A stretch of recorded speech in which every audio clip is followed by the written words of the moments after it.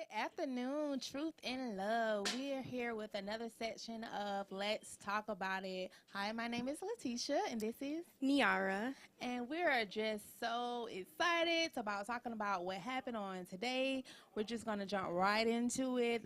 Prayer was great. We enjoyed prayer with the morning worship from Ablaze. We enjoyed that as well. It was just fire packed this morning. It was on just fire as usual. Yes. So it was good. So, of course, it didn't stop there. So, Pastor, he continued with part 3 of Brace for Impact. And this was a very good teachable moments. I had a lot of ums and, a lot of self-evaluating myself. And so he first started off with how we should develop or how should we build good habits. And one of the points that he made is make it obvious. He quoted the scripture, write the vision and make it plain. There are some habits that we need to write down, and be able to be clear so we can develop, so we can know exactly what those habits are. So that I feel like that was a very good point, that we need to write down those habits. Right, and I definitely agree with that as well. Writing the vision, making it plain, making it to where you can understand it, where you can read it. When you read it, he said you can run with it. And I thought that was so powerful. Right. So powerful. And this is something like, it's going to be a reminder at times for us that when we look at what we wrote, a reminder of what we said, what God has spoken to us to do, so we can read it and then continue to run with it and move forward. It's always good to have those reminders kind of about what God said and what we need to do. Definitely. Because we can get distracted sometimes. Yeah. The second one is make it attractive. Why are we doing this? And I think that's when he asked that, I was like, because a lot of times we do stuff and we don't really know why we're doing it. Right. But just to really look like, the good habits, like why are we doing, like what's the purpose? And I feel like that's going to help us to be able to do the good habits. For instance, like if your purpose is he talked about being healthy for his children and his family. Right. And maybe that's eating better. Maybe that's losing weight. That's doing what you're supposed to be doing in order to be there for your family. So that's your biggest, your why. So you can spend more time, with your family and doing the work of the ministry. So I think it's important to know your why, because I think that drives you at times when you don't feel like doing stuff or you get you out of bed, that why. So I think it's very important to make it attractive to have that why to go with it. Yeah. And it makes you dig deeper. It makes you really dig deep and get away from just the surface level of, this is why. But no, like this is the root of my purpose. This is the root of what drives me to get up every day, to do what I do, to walk how I walk. So definitely powerful. Absolutely. Make it easy. It's a process. Stop putting so much pressure on yourselves. Take it one day at a time. And I feel like, that freed me, because I feel like a lot of times we all put so much pressure on ourselves to get it right. And I think sometimes even as Christians, like we feel like we, have this microphone glass on us and we have to get it right. We can't make a mistake. We can't afford. But when Pastor just like release us and tell us like, take some of the pressure off, make it easy for yourself. Just take it one day at a time. And sometimes it's like I'm taking moment by moment, kind of thing. And so that you don't have to have it all, get it all right at that one point, that it's a process. And I feel like that really helped, like free me, like, okay, it's a process. It's going to take some time. It's going to take some effort. And that's okay. And good things don't happen overnight. Absolutely. And it's crazy, like, sometimes we can even look at influences that we see. Social media is a big one. We can look at all these different things and apply pressure to ourselves of, I should be here. I should be doing this. But God says, let me take you on a process. Let me take you on the train. And sometimes, going the fast way isn't always the best way. And just trusting the process and having patience. Yes. Patience it could be hard. Yes. But definitely taking that pressure off yourself and trusting God through that. Absolutely. For sure. Make it satisfying. What is more satisfying than doing what God has called you to do in the kingdom? And I was like, wow. Yeah. That's it. Like, that's simple. Right. Only he can satisfy us. Or he should be the one that satisfies us if he's not. So that was definitely good about how we should build and develop good habits. So then he talks about how to break bad habits. So I was like, okay, what we're going to learn here. So the first one was make it invisible. So don't make it so easily accessible. So one thing that I talk about, like if you're dealing with, smoking or something, don't, maybe you should hang around people who smoke. Yeah, or having it in arm's reach where it's right here. So it's so easy. Right, Make it invisible. That is not so easily, you know, smoking might not be your thing. It might be, you know, eating ice cream every day, you know. Right. Don't buy it, you know, or whatever it is that, you know, it's a bad habit for you. Try to make it invisible, because when it's in your face, it's harder to, you know, to not do it. Yeah, it's tempting. It could be tempting. And one thing Absolutely. Pastor said was reduce the exposure. And I thought that was so powerful. Reduce the exposure. Reduce how much you're seeing it, where it's at. If it's in arm's reach, it must be close to where you can see it in your exposure, and just reducing that. I thought that was very, very, very powerful. Right. For definitely. Sure. Make it unattractive. Think about the consequences. And I think that's good, because a lot of times it's like what we want to do. You know, it's my money and I want it now. Right. You know, a microwave generation, you know, I want this. But he was saying think about the consequences. And I think we always think about the consequences, even when we're going back to like the process. Yeah. You know, that we need the process in order to get whatever goal we want to achieve. Right. The process helps us along the way. But if we get it so quickly, then we might not, you know, mess it up or not do what we're supposed to do. So make it unattractive by thinking about those consequences of, you know, if I do this, you know, what's going to happen. If I do smoke, then I can get lung cancer. And smoking leads to a lot of different things, or whatever your thing is that's your bad habit.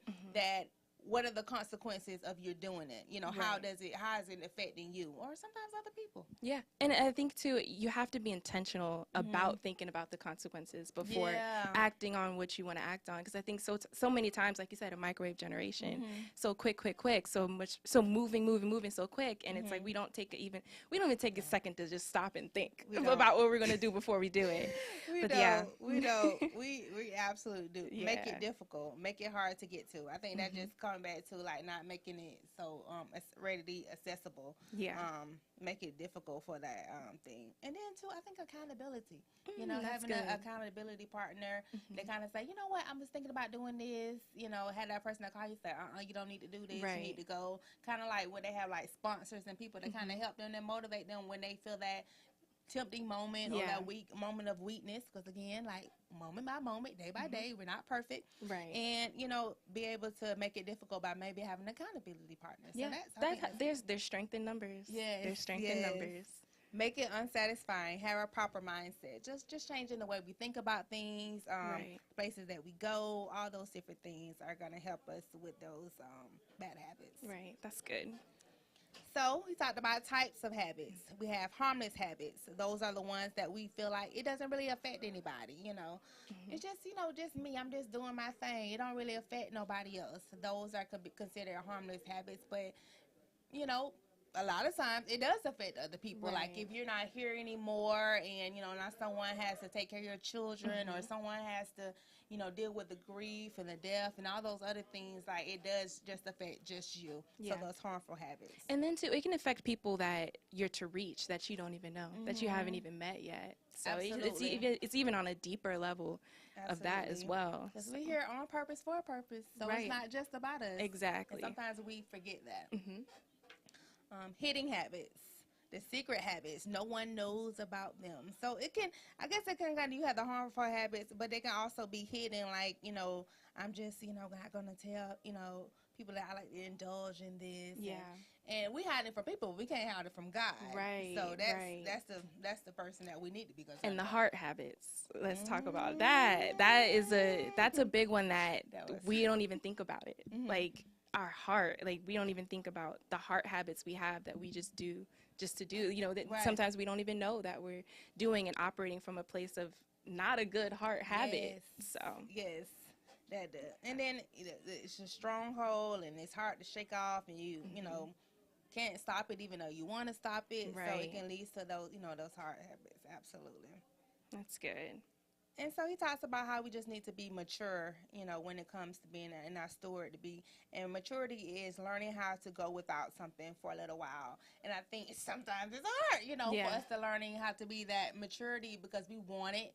It's my money and I want it now. I don't want to wait. You know, I want it instantaneously. But when I find out God, it's all about timing. It's all about the process. That's important to him because he's trying to build us to be who he wants us to be. And he knows that if we get it instantly, That's why we're going to always, sometimes he does it that way, but sometimes we have to go through the process so he can build our character. Right. So we don't, and when every little thing happens, we won't be, oh God, what, what was me? So he's trying to build that maturity, and that's sometimes that we have to wait until we for a while before we get what we need from him. So, and we have to realize too, like, God cares about us enough to make us wait. He wants us to break the bad habits that we have. Like, he cares for us that much to say, I want to help you with this. Right. You're going to get through this. Like, we're going to break this together. Yes. And knowing that we're not alone in this, and knowing that God has his best intentions in mind for us. Absolutely. I think that's just the best, knowing that our dad loves us, yes, and he's concerned, and even though we're winning at the end of the day, like, he's trying to teach us something, and it's gonna be for our good, and we just gotta trust him. Definitely. Regardless. So we talked about generosity. We are called to be good stewards of our resources, and when it comes to generosity, freely giving more of something that is necessary or expected. God is calling us to be generous. God wants us to be generous people. And that's something, like, I would say, I feel like I'm generous, but I definitely feel like I could be more generous at times. Because, like, when you think about, like, what you have and then what somebody wants, you be like, I don't know if I could really give that. Like, I can get that, maybe wait till my next paycheck. Right now, I can't really have it. And I know that's something that, like, ooh, like, ouch. Yeah, like, it makes you look at yourself like, ooh, something I need to work on even the more. I said, I definitely can be a bit more generous, Lord. Okay, I hear you. We're a work in progress. Yes. You got this. We got this. Yes, definitely a work in progress. Yes. And the purpose of the local church is to minister to the needs. And Pastor was saying that, how are we going to minister to the needs of people if we're not generous people? If we're not, we can't. We can't. Yeah. Right. That's the point. So he's trying to encourage us to be better. And I feel like that would definitely help us. My old bishop used to say that giving teaches our heart to trust God. Ooh, that's good. And I was like, oh, that's deep, because sometimes we don't give because we fear lack. Right. And that means that we don't really trust that the Lord is going to provide. But we have to remember that God is our resource. Yeah. Not this job, not this money. That God is God is our source. I'm sorry. God is our source, and the monies and other things are resources. Right. So it doesn't happen. It doesn't matter what was going on, if I lose my job, if I lose my house, that God is my source, and these other things are just resources. Right. And so that's good. Like, that is so good. Lord, and off of that too, like, God deserves to help you with breaking your bad habits, with breaking our bad habits. And what I found powerful was 2 points Pastor made was that ask God for a heart of generosity, and ask God for for a mind of generosity. Yes. Like, it's okay to ask God, help me in this area. Like, sometimes we feel like we got to be perfect. Like, yes, I'm generous. Yes, I'm this. Yes, I'm that. But no, like, we can ask God for help in this area. That's so great to know that, because he knows us, and I think some people are like, well, I'm just giving, I'm just generous. That's because of God. Right. It's not because of us. And I think sometimes we think that we're just so nice and so sweet. And that's because the love of Christ. Right. That fruit that Pastor talked about, that we're supposed to be, producing and showing those different things. Exactly. And that it's just not us. And I think that's very important, that remember that we can't ask God, like, God, I'm struggling to, like, want to give. And I know I should have, like, help me to be better at it. And that's good that we have that relationship with God. And he honors that. He does. He honors that. Because he already know you struggling. Because he know you. So he knows when you do it that it's, from a place of obedience. And that's what God wants us to be, obedience. Yeah, that's good. So continue asking God for the mind of generosity, because it produces productivity. It produces boldness. It produces a blessed prosperity. And it produces impact. So that's why it's important to ask for these things, because these things are going to help us in this journey called life. Right. So I was like, okay, and it's a never-ending journey. Like, we have to be up for that. We have to be up for that challenge of this never-ending journey. Absolutely. Yes. Absolutely. And so we're just bracing ourselves for impact, because it's going to give us a purpose.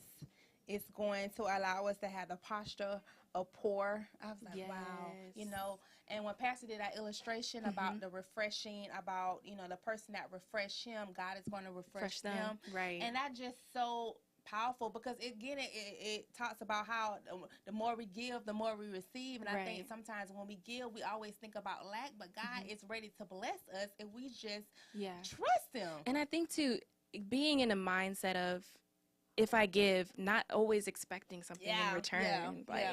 Sometimes we can get in this mindset, oh, let me give, so I can get. But sometimes it's just about giving. Right. Know? Like I said, that posture of pouring, not, you know, with ill intent or try to, quote unquote, manipulate God, because we can't. But some people do get in that mindset, I'm going to give, they receive. And then something that is going to be financial. It could just be waking up in the morning. You know, if the car started, having gas. You know, that could be what the blessing is, not always something like money. So that's good. That is so good. And worship is always a statement of value, and I feel like giving is a sign of worship, and that blesses God. And worship is a celebration for God to do what he has done and will continue to do. And the last one was I'm bracing for impact when I give personally. So that like I said, that's something that I do give, but I definitely know that's something that I can do more of, because I feel like sometimes, like Pastor said, we have this poverty mindset, or, you know, someone took something from me, or I don't have enough to give, or I can't afford to give, and that if we just trust God, and he teaches us, like, we have to personally give, you know, and maybe I can't give what, you know, so and that's okay.